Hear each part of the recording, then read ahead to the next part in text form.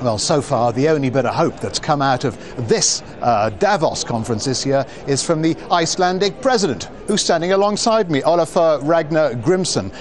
Mr. President, why are you such a beacon of hope? Why has Iceland survived where Europe has failed? What are you doing differently?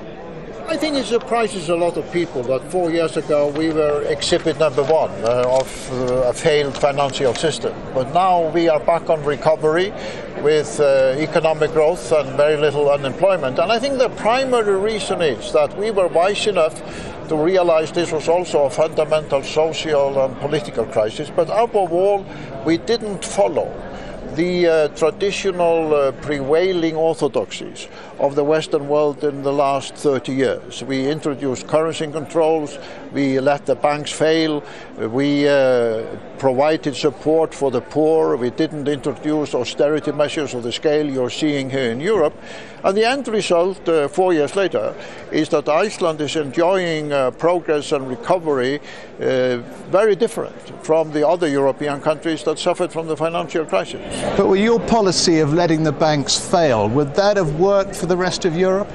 I think so, because as I'm often asked people, why do they consider the banks to be the holy churches of the modern economy? Why are private banks, not like airlines and telecommunication companies, allowed to go bankrupt if they have been conducted in an irresponsible way? The theory that you have to bail out banks is a theory about bankers enjoying for their own profit the success and then letting ordinary people bear the failure through taxes and austerity. And people in enlightened democracies are not going to accept that in the long run. It wouldn't work for the UK with their reliance on the financial sector, though, would it?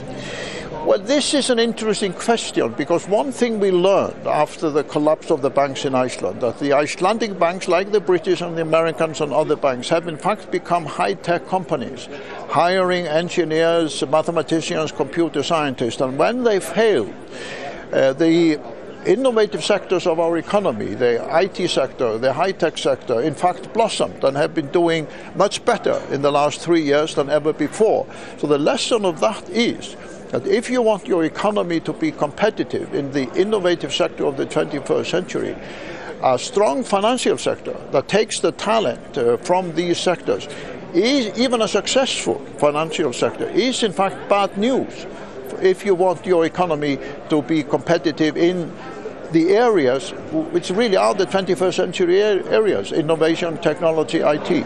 President Grímsson, thank you very much indeed.